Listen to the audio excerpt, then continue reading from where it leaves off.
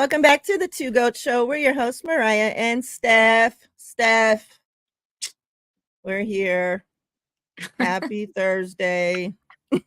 How you doing, Steph? I'm okay. I mean, I got back from Vegas Tuesday. The only thing that sucks now, I feel like I'm getting sick, like I'm coming down with Oh something, so no. to make matters worse, but um hanging in there. What else can you do, right? We're used to this. Yeah. What else do we know besides pain and heartache? Uh, I've heard a lot of people that were in Vegas this past weekends, week plus whatever. All are sick now. I'm like, dang, yeah. I'm very glad I didn't go out. Like the day I went out to the Something's going opening on over there. events, I was by myself, so I didn't go near nobody, touch anything, touch anybody. And then I stayed inside, so at least I'm not dealing with that on that side. But yes, it's definitely been some pain. I keep telling myself, I don't know why you're taking it harder than probably some of the players, but like you gotta get yourself together here. You didn't play in Oh the game, no. We're definitely not taking it harder than the players. And that, like, honestly, that makes me more sad, right? Like, cuz Yeah. on Sunday after the game, I was like, dude, like I feel so gutted. I was so sad, and then even just the thought of how they must feel made me even Mm-hmm. more sad. And I think even today, they still have to deal with that. They lived it. Yeah. They played the game. There has to be some feelings of, there's things they could have done differently, could have done better, all these things, all those thoughts go through their heads, I'm sure. So yeah, it's a different kind of pain for them, I think. Mm-hmm. Yeah, all that, and then when they did their press conferences, when they got back Yeah. to over there, like the Brandon Ayuk one, like, oh my god, like, seriously, I was like tearing up listening Yeah. to that, and it was just like, like you just felt like the pain, like even the ones that weren't there, like actually crying, like you could. Like CMC, for example, like you could hear the pain in his voice, Right. like, and like it just like, yeah, he put the ball on the ground, but we wouldn't have been there if it wasn't for him, and some of the backlash and the shit people are saying to him, it's just like I know that's the nature of the sport, and they all get it, but it just sucks that the guys that especially literally put this team on their back and carried us through the entire season. Yeah. And he's getting treated like a piece of shit. And like I said, I know it's the nature of the business, but it still sucks. Like these guys are human at the end of the day. And Exactly. like you're seeing like some emotional behaviors like from them too, like you think to the that O-line beef that's going on between Feliciano and Burford. Burford, right? Like that, like you could just like, like they're hurt, Yeah. like, and what are, so they're hurting each other, unfortunately. And it's just like, man, obviously the Brandon Ayuk stuff, like we'll talk about that, but like you can just tell like he's hurt, his family's hurt, like, and like that's the sucky part of like sports, of everything. What's up, chat? Hope everybody's doing great. DG, what's up? I did want to start off with paying respects to Kansas City, to the city of Kansas City, to the Kansas City Chiefs fans, to anybody and everybody that was affected by the events yesterday at the parade. It's very unfortunate, and I talked about this on my show yesterday. It sucks that a team and fans and everybody that's worked so hard and put so much into a team throughout the whole season and winning a championship, and they go to celebrate, and it ends in such a terrible fucking thing, and like I hate that that's where we are as people, as a whole United States.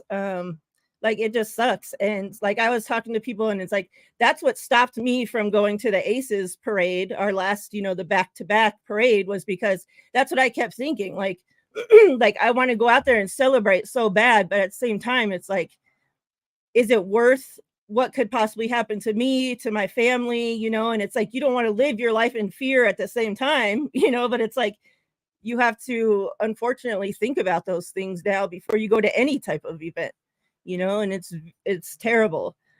Children were hurt, lives were lost, a lot of families and people affected by senseless acts, and so I do want to put, all prayers and healing vibes and, so much love out to Kansas City and to anybody that was affected by that. Yeah, well said. Yeah. So yeah, chat, what's up? I hope everybody is doing well. Happy Thursday to everybody. Hope everybody had a safe and trip home from Vegas, from celebrating, from all that.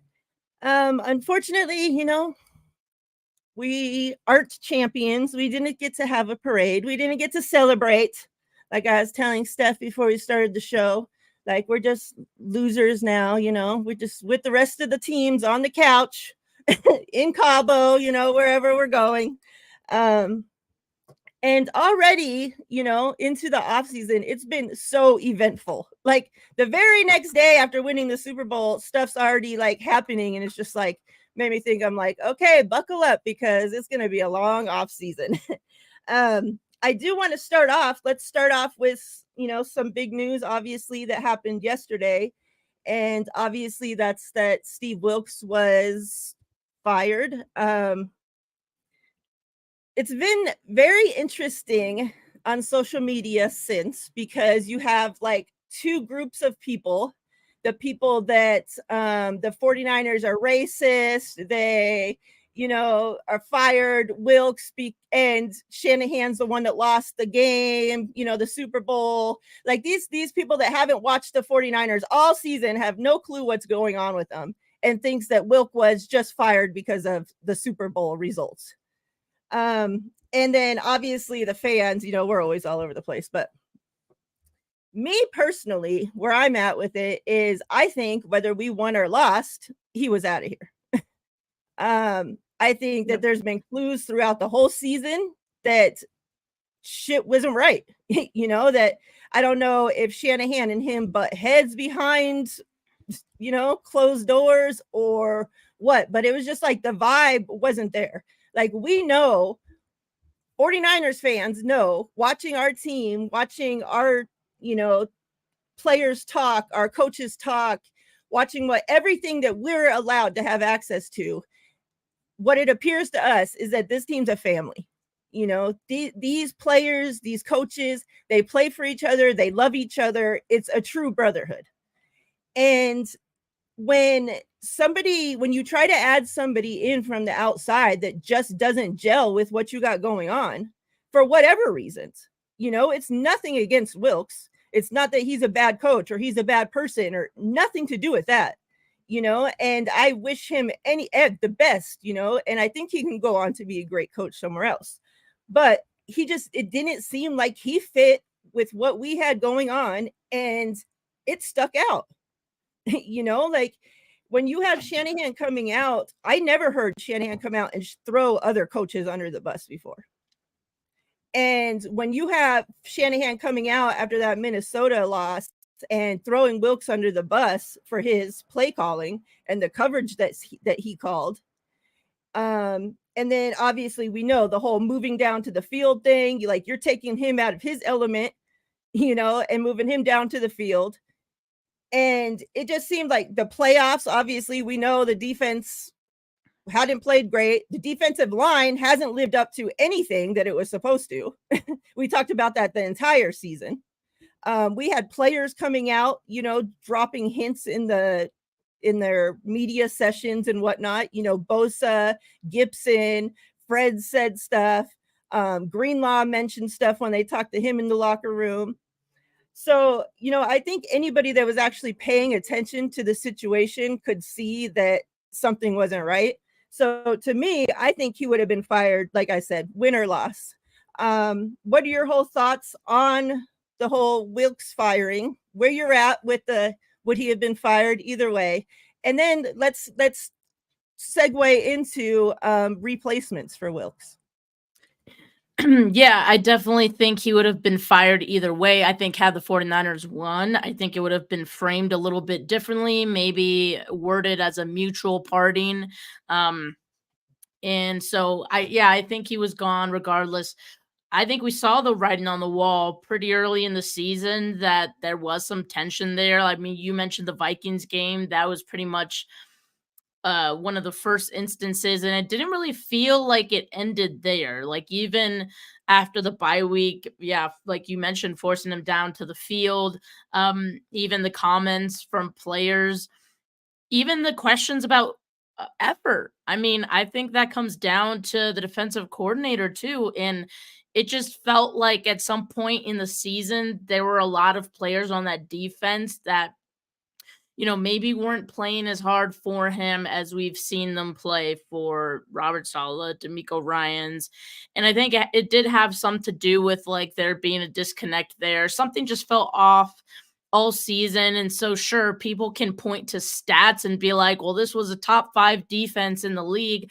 But really, when you look at when you really drill into the numbers, they underperformed in a lot of metrics. And especially when you take into account the all pro players that they had, the personnel that they had. Not only should this have been a top 5 defense for the entire season, but I think it needed to be potentially a historic defense. Like that's kind of what the 49ers were banking on with the group that they put together.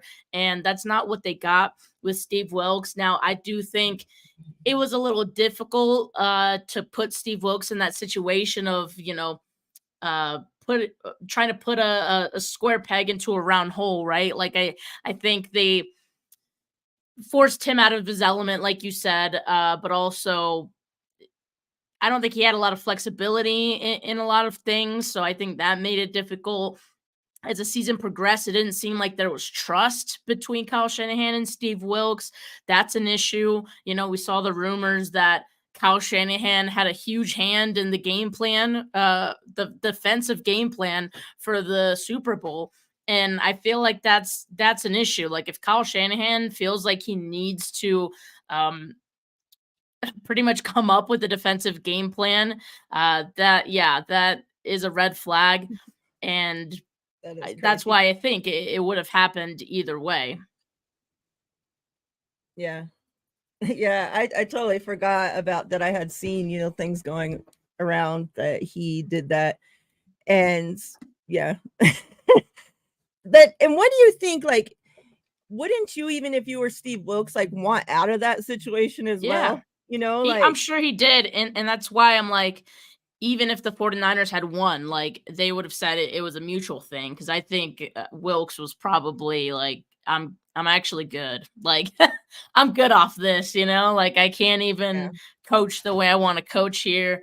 I get undermined, just things like that. So yeah, I think the writing was on the wall. Anyone who is telling you that Steve Wilks is just a scapegoat is gaslighting you. It's way deeper than that. Yeah. The thing that sucks, is that we were in the Super Bowl, so a lot of, most of the positions in the coaching cycle have already been filled, so what sucks for Wilks is that he was fired so late into the, to that whole process. So it's like he may have to sit out, this upcoming season, and that it sucks. Gammon, as always, we appreciate you. Thank you so much. Says, brothers and sisters, we're here for the same reasons. Non-toxic community, no false narratives, grassroots approach, spread the word. She's on TV. Appreciate you, Gammon.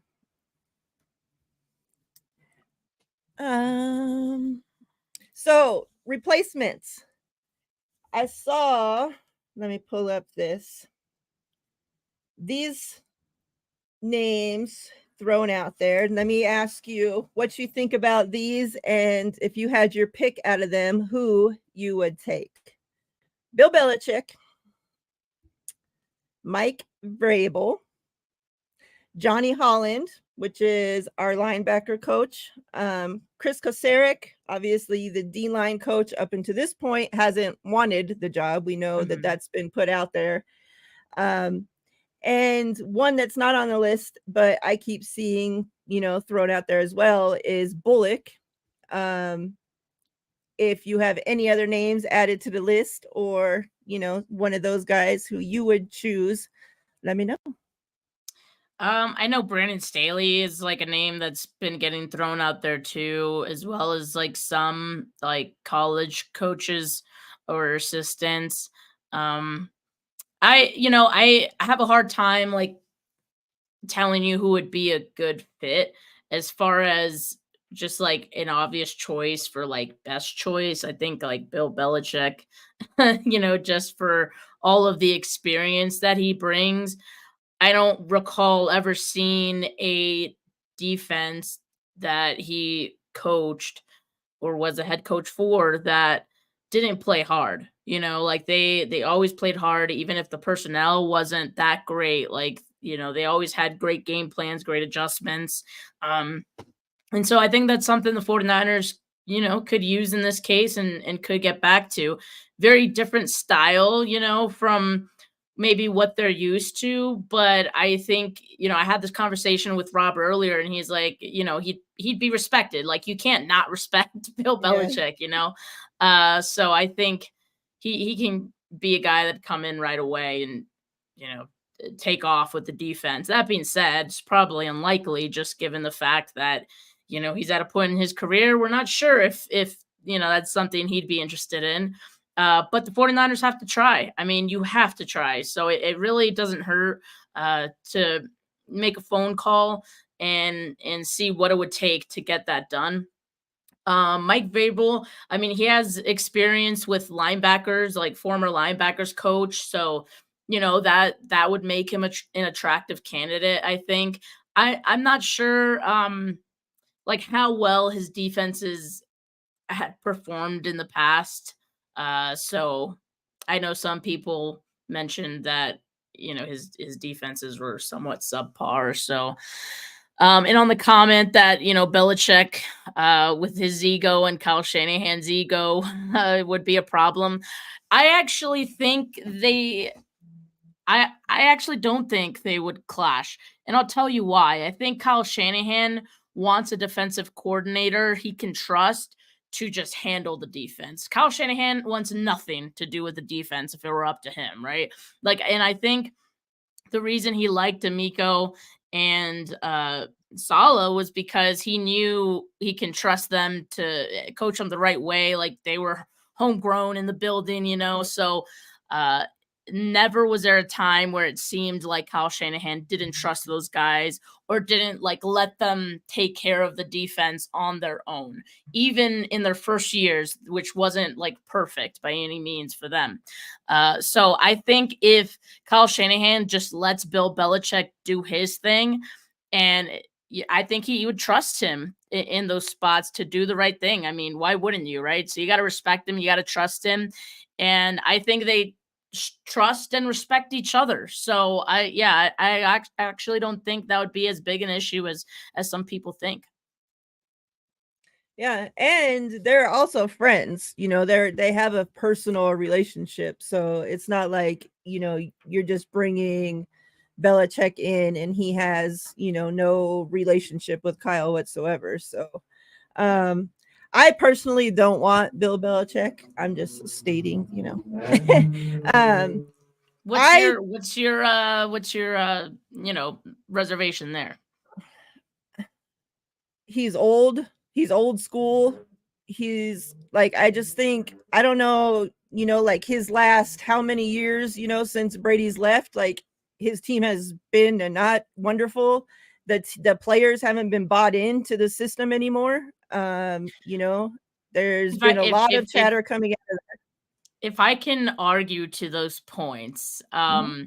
I would say like him being old, like, that's a concern. But at the same time, if you bring in a young coach, they're gonna get poached. for probably a head coaching position at some point. Like that's happened in the 49ers over and over again, right?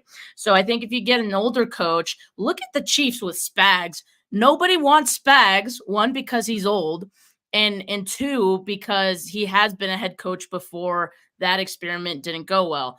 On the other hand, kind of like what you're saying, people are like kind of on the fence on Bill Belichick, one, because he's old, uh, and I'm talking as a head coach, Yeah. candidate, Hmm.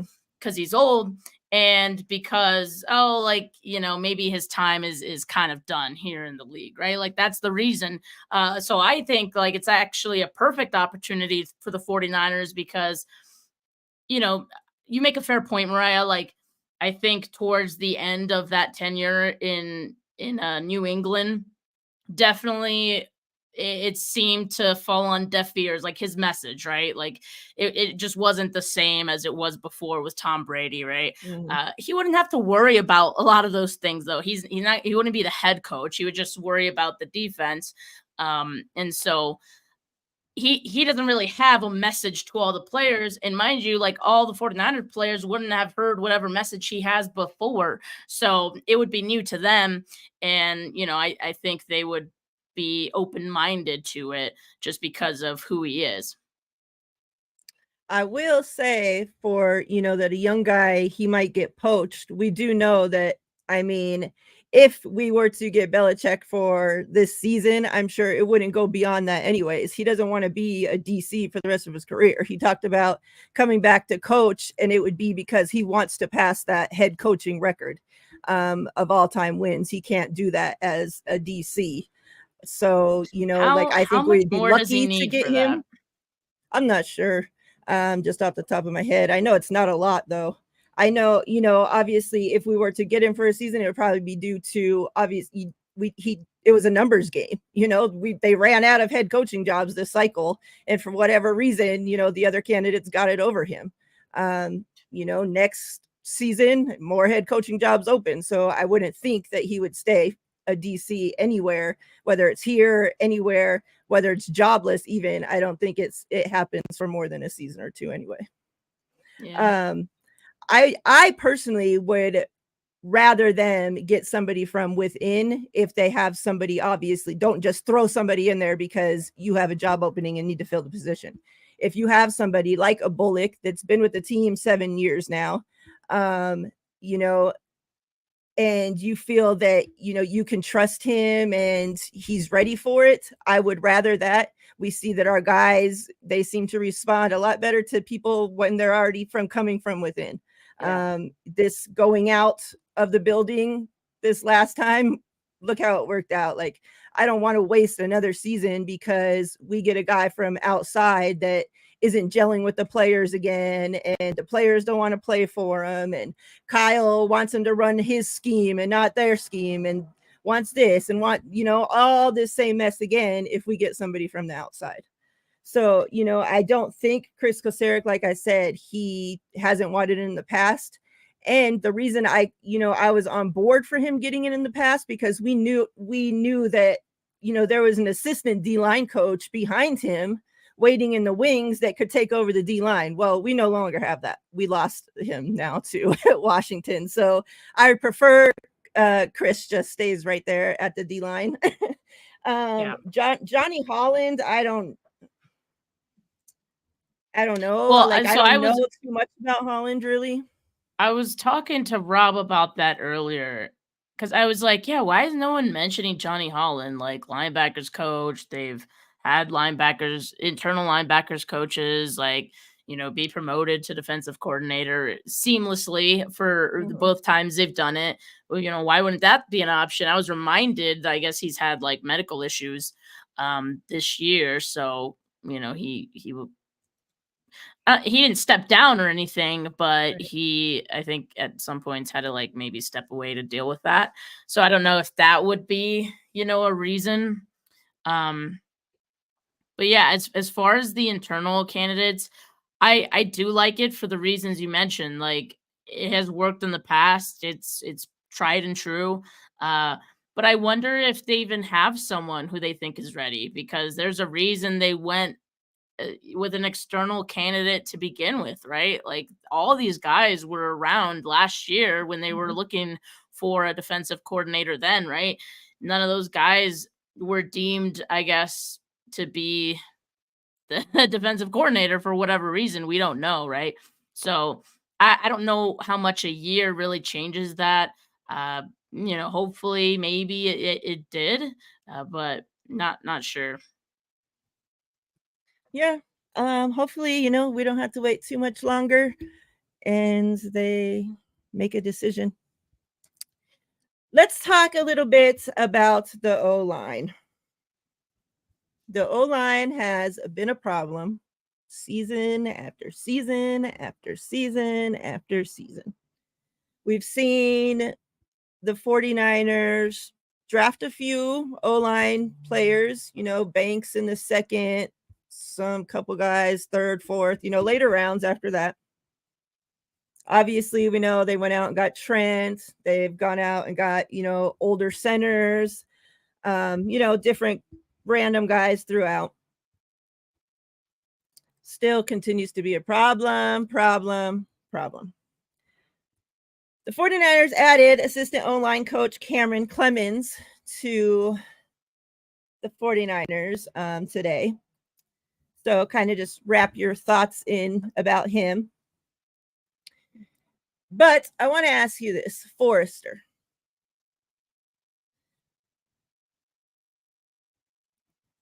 Usually when we continue to have, and not just with the 49ers, I'm saying in general, when you continue to have a problem at, let's say, O-line, and you've drafted players, you haven't seen anything come of them, like Banks is the exception, right? Like,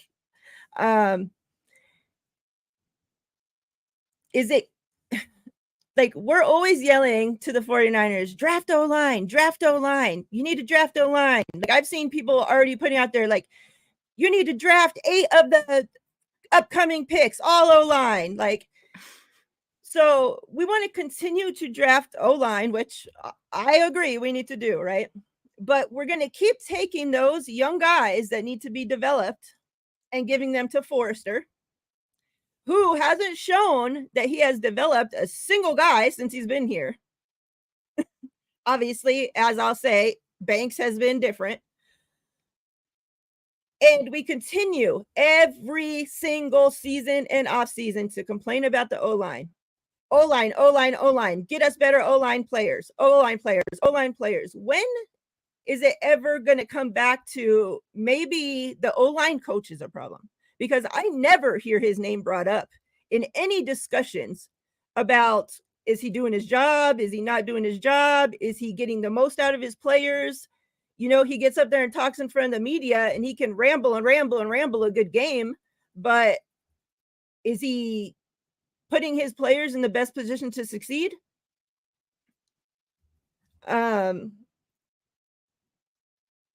Should his seat start, begin to warm up if we continue to draft O-line players? Let's say we finally have a first round pick. Let's say the 49ers go out and they get a right guard, right tackle in this year's draft, first round, second round. And we see them come to this team. Okay, they have an up and down rookie year and then just fall off a cliff. Like, what, like, when are we going to maybe like look at Forrester as the issue and not all the players that we're trying to place into these positions? Your thoughts on the O-line, on Cameron Clemens, and on Forrester, who's been known to do some crazy stuff. Let's just say that too. I don't know much about Cameron Clemens, so I can't really comment on that. On like the Chris Forrester thing, I don't know if it would all be on him. Like I don't think the 49ers have prioritized offensive line nearly as much as they should. And part of that has to do with Kyle feeling like he can get away with with less on the offensive side of the ball, on offensive line. Exactly. So it's not all on Forrester, although we did see a lot of execution issues with the offensive line on Sunday. A lot of it had to do with Spencer Burford. A lot of it had to do with protection issues, which, the center sets the protection. I actually was reading a great piece on that from Jake Hutchinson before we went live. So if you guys check that out, I believe it was on odyssey.com because he works for 95.7 The Game. But what I was reading so far was very informational. But anyway, like if the offensive line was invested in as much as the defensive line, do you think we'd still have a problem? I don't know. Like I think there's a lack of talent on the offensive line outside of obviously Trent Williams. Um, like your point about developing guys, I mean, that could be fair. Aaron Banks was a second round pick, and he's probably, I mean, he's okay, like he's still not like, the greatest considering How he was would a he second be if round he was pick. playing against a regular left tackle? Let's say Joe Yeah. Schmo at left tackle. Would Aaron Banks still be as great as he seems to have been this last couple years? Like, we'll never know. I think also too, because like the 49ers, like what they look for in offensive linemen is so vastly different than what other teams ask for from their teams. Like 49ers offensive linemen, they need to be athletic. And so usually they're not as stout as most offensive linemen are.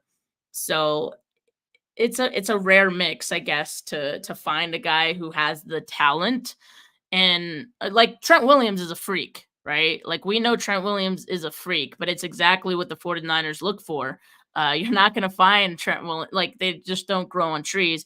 So you're either going to have the athleticism and less talent for the position, or you're going to have the talent but you're not going to have the athleticism. If you don't have the athleticism, Kyle simply won't be able to use you, so that's kind of the issue. Yeah, and I don't know if I put it all on Forrester, although like I said, there were some execution issues on Sunday, so that probably does come down to him. uh but yeah, I mean, I would like to see more invested in the offensive line before I say it's a Chris Forrester issue altogether. Um, yeah, I mean, Colton McKivitz, what was he, like a 6th round pick? Brendel was a free agent. Feliciano was solid. Feliciano was solid. Spencer Burford, who they drafted, and I'm trying to remember what round he was drafted in, but I think it was like 3rd or 4th. You need like 1st round, 2nd round talent, more of that. Yeah, I'd like to see more invested in it. Yeah, Collie, I don't know what's happened with Burford. Like, he looked promising at the beginning, and I really don't know. Kind of crazy. Collie as well, and this is something too, 5th. like, are we going to continue to keep one bad special teams coach after another? Like, we can't find anybody better because our special teams is terrible. Terrible. Like, if it's not from guys, like, we've had some stud players lately on special teams that are like being able to like down the ball at the 1, the 2, like making great freaking plays. But other than that, and the Boomin' Onion, Australian, I don't know what his name is, Boomin' Onion, I think. Other than him, like, our special teams is just terrible. Like, Ray needs to go, and Brian Schneider can go with him. What do you think about special teams, about Brian? Do you think it's time to cut ties with him?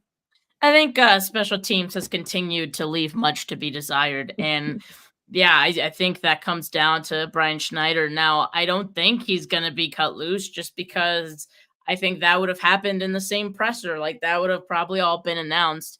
And so maybe they give him another year. for how many coaches the 49ers have already gotten poached this offseason, like, I wouldn't be surprised if they're like, let's not add another. Like Steve Wilks was definitely the one that needed to happen. But aside from that, maybe they give Brian Schneider another year. I'd love to see an upgrade in the return game, a new Ray Ray, a better Ray Ray. Like we need something better there, maybe youth, but like, I don't know. They haven't been able to find someone they can trust there. So veterans have been the answer, but veterans just aren't as, I don't know. They seem to lack some explosiveness, I guess. I don't know. But yeah, I would love to see that improve. They did sign, last offseason, special team aces. But we want to see more. Yeah, I don't know if they've looked like aces, but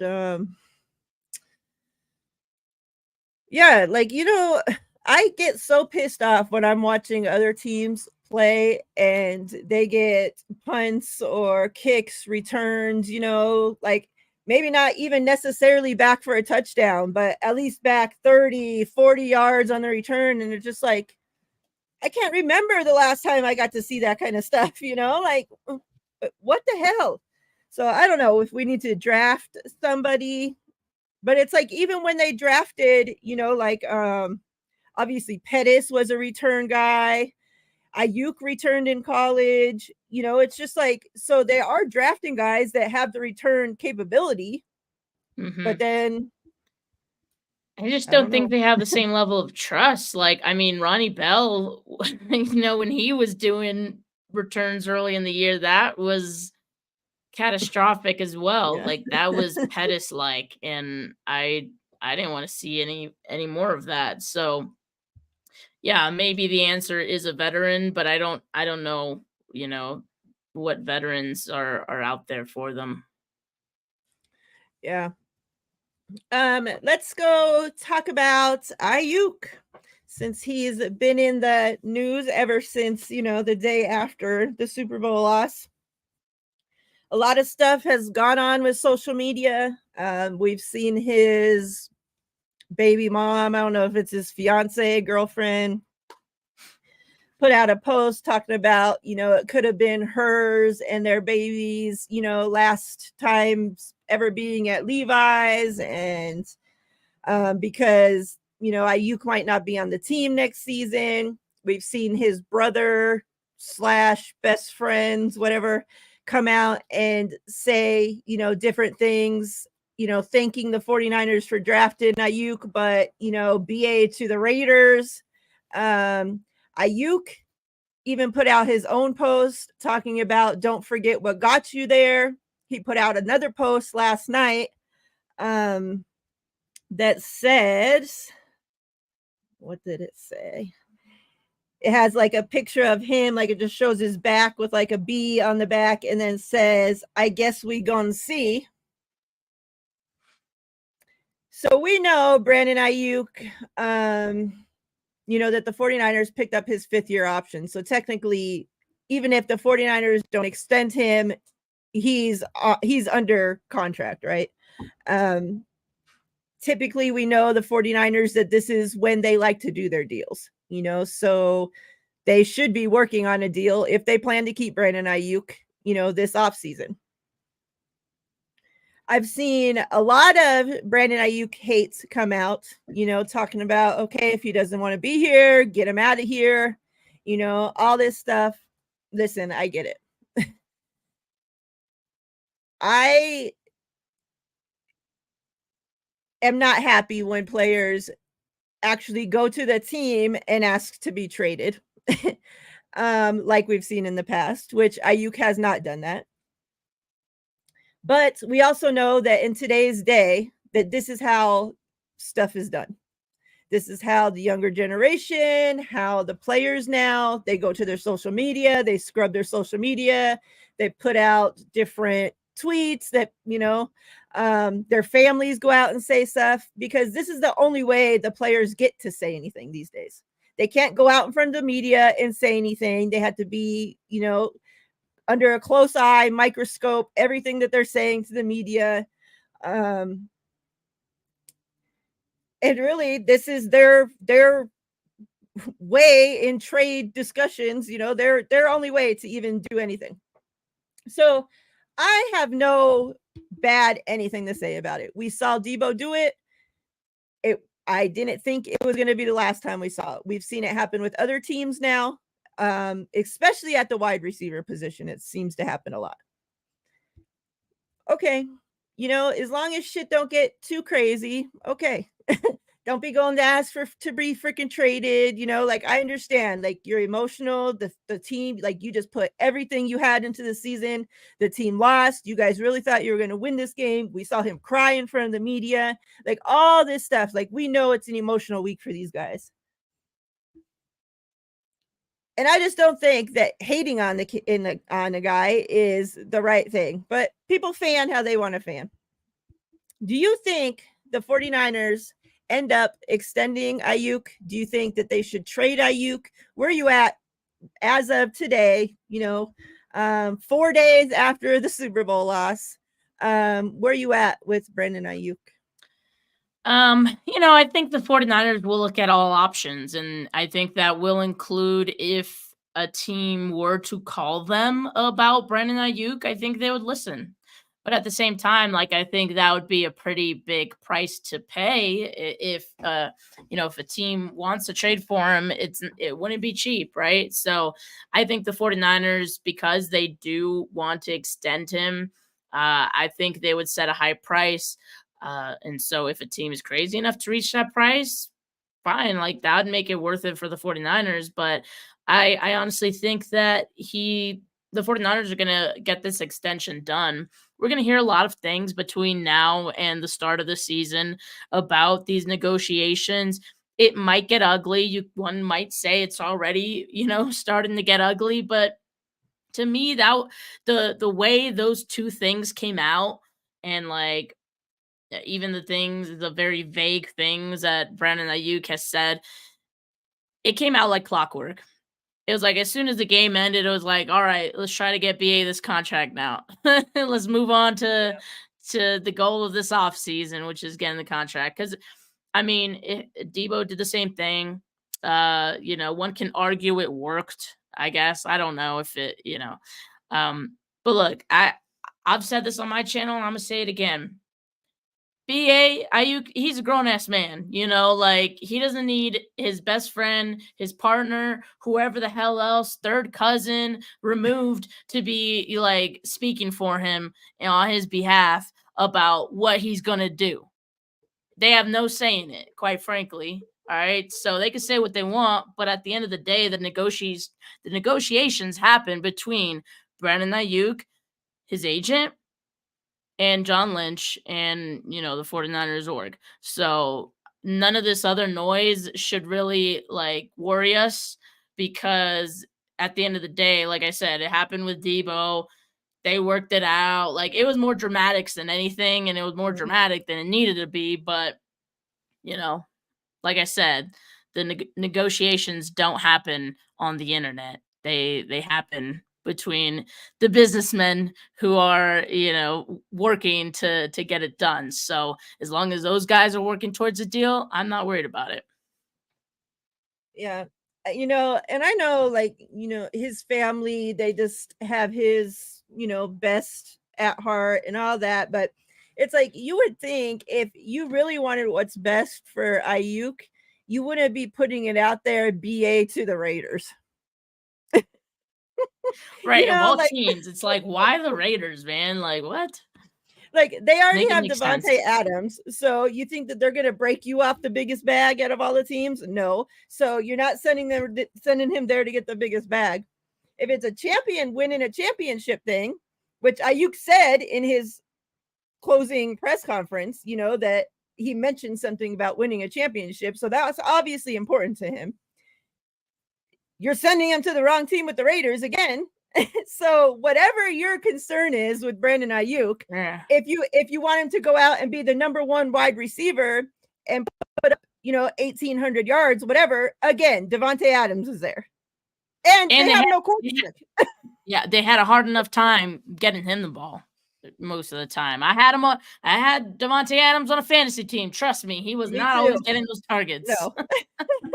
I'm just like, man, this is crazy. So let's talk a little bit about Debo.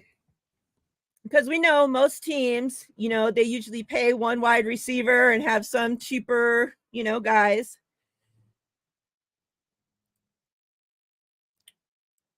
How do you think Debo's production has been since he's signed his contract extension these last 2 years?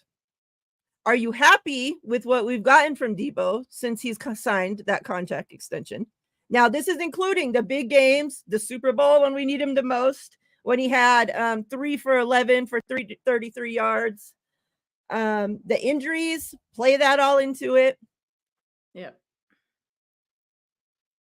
Put on your GM hat. You can sign Ayuk, but you got to trade Debo. Or you're going to keep Debo and trade Ayuk. What are you doing?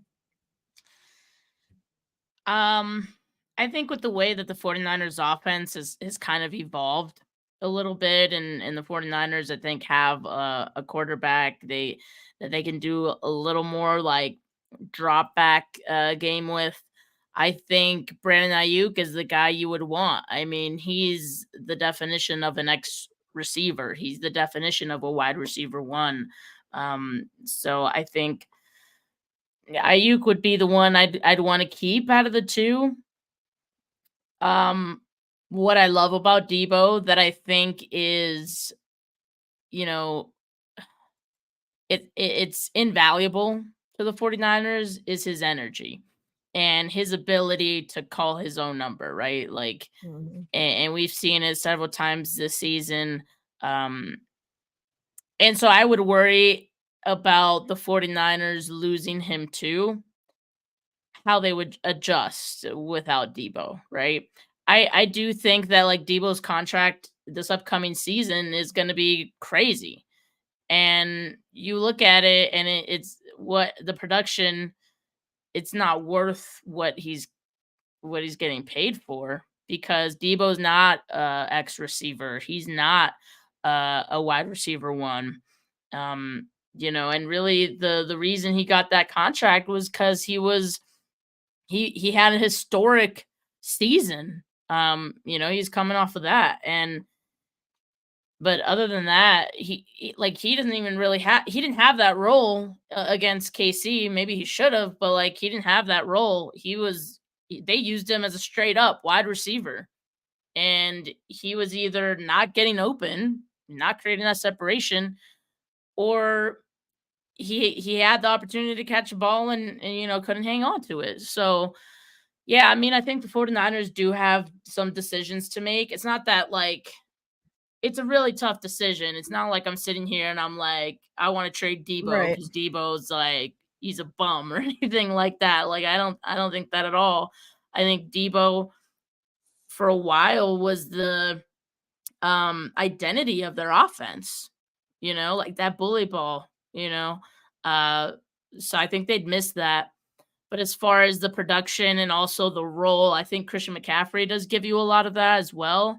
And they can find, I don't want to say they can find another Debo because Debo's one of one. Every other team in the NFL wanted to find a Debo for the last few drafts since, Debo blew up and they ain't been able to do it. Right. So it's not like, let's just find another Debo. That's not what, they need. But I think this offense is beginning to evolve past the point of needing Debo the way that we have come to know him. And so, I mean, for that reason, I think I'd keep Ayuk. I mean, he's also younger. His body hasn't taken as many blows as Debo's has. I mean, some of those injuries starting to catch up to Debo. I think so. It'd be a tough decision, but I mean, if one of those needed to be made, that would be my choice, I guess, of the two. What about Jawan Jennings? I believe he's a restricted free agent. Do you think with the way he played through the playoffs, I really believe that had the 49ers won the Super Bowl, he probably would have been MVP. Do you think he played himself into a contract that another team is going to offer him and maybe the 49ers won't match it? Do you think this is the last time we saw Juwan Jennings in a 49ers uniform? He might have. He might have played himself out of being able to return to the 49ers, but he'd get a better opportunity somewhere else. I mean, he's a dog. He's a Mhm. dog, and he's like the perfect wide receiver 3, I think, for the 49ers. Like, the role he had, just being so reliable on 3rd down, um, blocking. Dude Mhm. blocks his ass off. I don't like he might be the best wide receiving blocker on the team.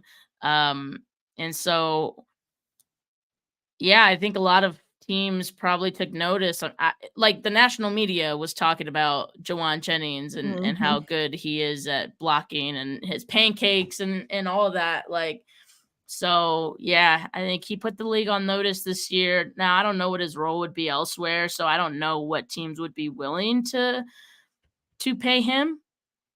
But I guess it depends on what. So when you're an RFA, I believe the 49ers would put uh like a draft round grade on him or something like that. Like, and then the team, if there's a team willing to match that, I believe I don't remember how it works, but there are some there's some trickiness to it where if the Mhm. 49ers want to keep him, they would set him at a higher, round.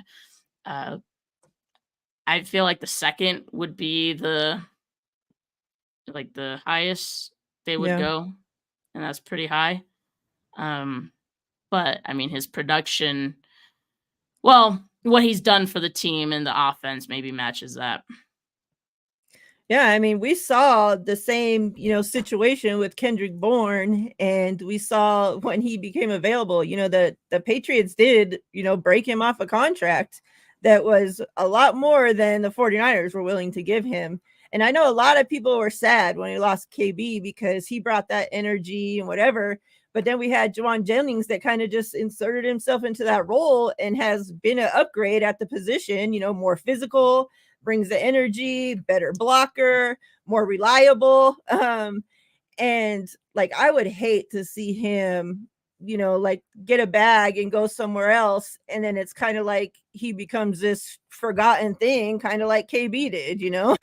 um, like I want him to get his bag, like, but I want the 49ers to be able to, like pay him and keep him here. Like you Yeah. said, he fits so much into what the 49ers are.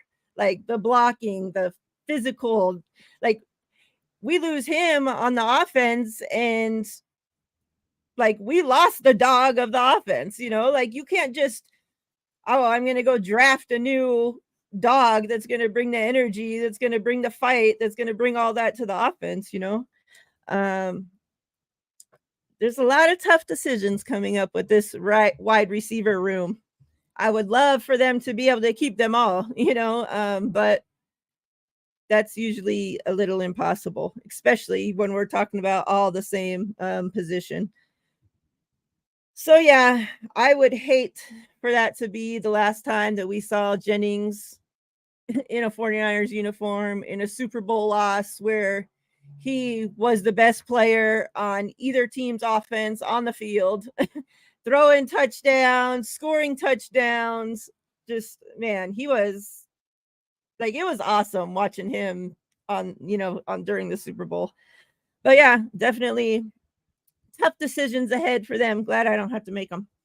Let me talk to you. Talk to me a little bit about how your thoughts on the whole coin toss situation. The players unsure of the overtime rules.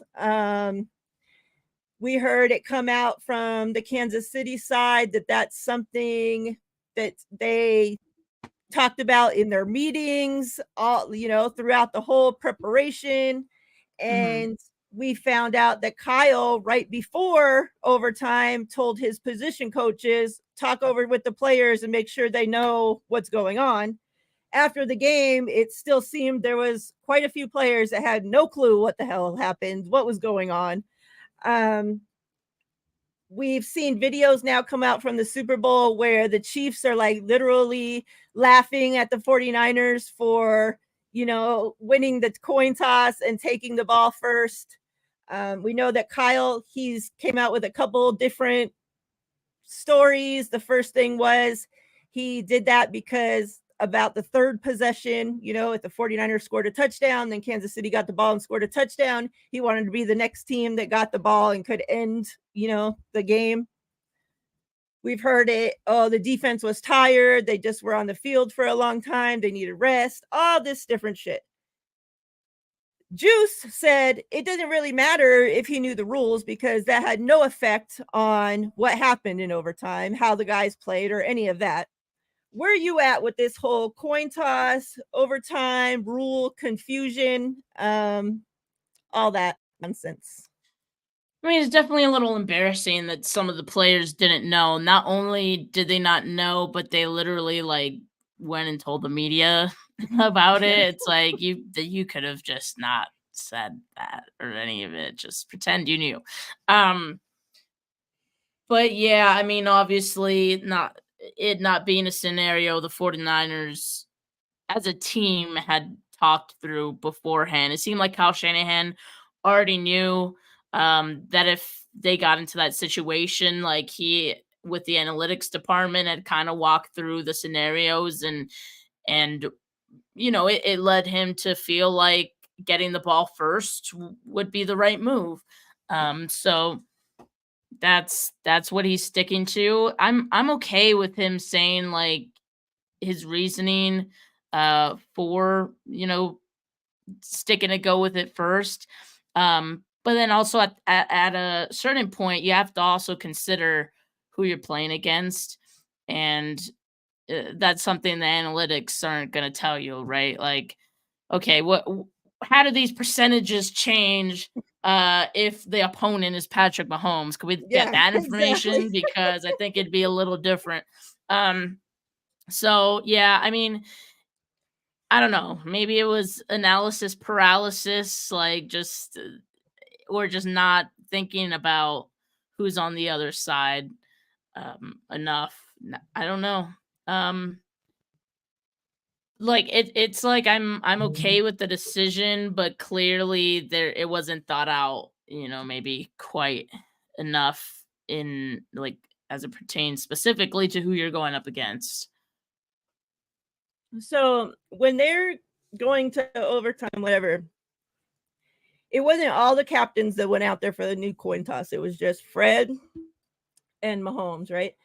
So as Fred's going out there at that time, is Kyle telling him if you win the coin toss, receive? Like, or Yep, he told them we wanted it. There's a clip of like one of the clips that are circulating of from inside the NFL. There's a clip of Kyle telling him we want the ball, Fred. So interesting. yeah. Because I was wondering if Fred had just, went out there just like he's just used to winning the coin toss and receiving yada yada and was just like, okay. And then Kyle tried to cover Fred's ass by not throwing him under the bus, but obviously, no, that ain't the case either. So I don't know, but it is embarrassing because that's been like the talk of everything since. Whether you know what I also think it's being overblown a little bit. I'll say this, like it should have never even come down to overtime. The second it even got to overtime, like the game was over in my eyes because there's no way the Chiefs were going to lose that game. The 49ers had a chance to win this game when they had the ball with 2 minutes to go in the fourth. That's just the reality of it. And it should have ended right there, but it didn't. So then we fixate on, what happened afterwards when in reality the game should have been over before then. Yeah, I'm with you.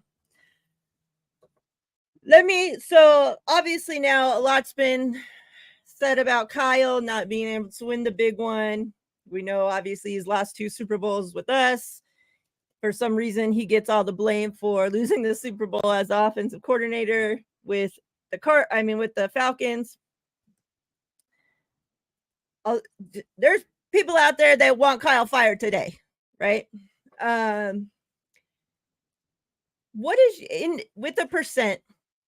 What is your confidence in Kyle being able to lead this team to a Super Bowl win? And with that, what is your confidence in Brock Purdy now after you saw him starting for, a whole season, what you saw him do in the Super Bowl throughout the playoffs, the whole thing? What is your confidence in Brock being the quarterback to lead this team to a Super Bowl win? I have a lot of confidence in Brock. I think he played uh, the Super Bowl really well. And, I think Steve Spagnuolo's comments on Brock after the game are very telling of that. I mean, any defensive coordinator is going to say all the good things about the quarterback they're going up against leading up to the game. He was of course very complimentary of Brock leading into the Super Bowl. That's just coach speak, gamemanship, all that. But like for him to say after the game, like we had to basically change our game plan and adjust our coverages because Brock Purdy was, beating our zone coverage in our disguises early in the game. Like that's huge. Like that tells me like Brock is smarter than I think like a lot of people give him credit for. And so yeah, I have a lot of trust in Brock Purdy to be able to win the Super Bowl someday. I also think that, of course, that involves a lot of other different things that would have to be in place for him to do that. But yeah, I think as far as the quarterback position in itself, I think he's capable of that. As far as Kyle Shanahan goes, I think my confidence is tied to Kyle Shanahan's ability to evolve and grow as a head coach. So I don't know if I can give an answer right now, right? Because like he just lost a Super Bowl, so obviously I don't feel confident at this one very moment. But do I have confidence that he can learn from this? That's yet to be seen. Like I don't know. I really hope so. I really really do. I think we saw some growth from Kyle Shanahan this season in regards to him being able to trust his quarterback and letting I don't know, taking off the reins a little bit for his quarterback and so that helped the offense blossom a little bit more. But still I think some of the like game management stuff is still lacking. I don't know where Miriah went, but maybe she's in the background, I'm not sure. But yeah, I think some of that is still kind of lacking for Kyle. And, hopefully at after learning all of these things and having to go through it and like this is something else I've talked to Rob about, and he was like, you know what, I'm not even expecting, or I don't even need him to admit he was wrong to us. Like as long as he learned from it and changes things, because I don't think we're gonna get any explanations or Right. any admission that he was wrong.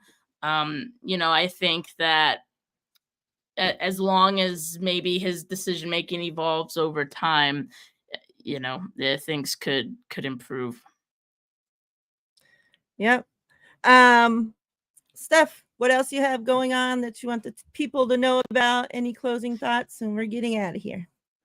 Well, I mean, it's the off season now, so the schedule, my weekly schedule is going to be a little different. It's not going to be every single day. I'm not the type to beat a dead horse, so all of these topics that we get, they're just going to be regurgitated throughout this off season, right? Like you're going to hear the same thing over and over again to the point of like kind of making it a bigger deal than it is. That's not what I want to do with my off-season content. But I'm not going to disappear either. So, make sure you guys stay subscribed to the channel, Steph 49K. What I actually like to do in the off season is, Miriah, like I like to work in a lot of draft content. I interview players, prospects, if you guys didn't know. So those will start getting scheduled in the coming days, and hopefully starting next week, I'll start on those. And of course, always my draft sheet is something that I work on from now until the draft. So yeah, stay tuned. There'll be a lot of draft content. I know you guys are excited for the offensive linemen the 49ers can potentially draft, but eventually will ignore. So, make sure you guys tune into that stuff. Yep, I can't wait. I can't wait to be able to talk to you, question you about all the draft stuff, because that's where I got all my draft info last season, was you. And we weren't doing a show at the time, so I had to just, be nosy and sneakily find all my info and carry it on over here. But now I got you right here, so even better. Yep. Chat, we appreciate you guys so much. It's been an awesome season. Obviously, it didn't end the way we wanted to the ends, but I'm not taking for granted anything that we had this season. It was awesome. You guys made what me and Steph had here awesome. The first season of the Two Goat Show goes down as a great one, and that's a lot in part to all of you guys that continue to show up every Thursday and support us and listen to us and have the chat going crazy like you guys do. It is greatly appreciated. So yeah, make sure you guys stick around for the off season. We'll be here. We'll try to keep, the topics fresh and exciting for you guys, so that we're not just, like Steph said, talking about the same old shit all off season long, because I don't want to do that either. So yeah, much love, fam. We're out of here. Until next time, everybody stay safe out there. Please stay safe. Take care. Much love.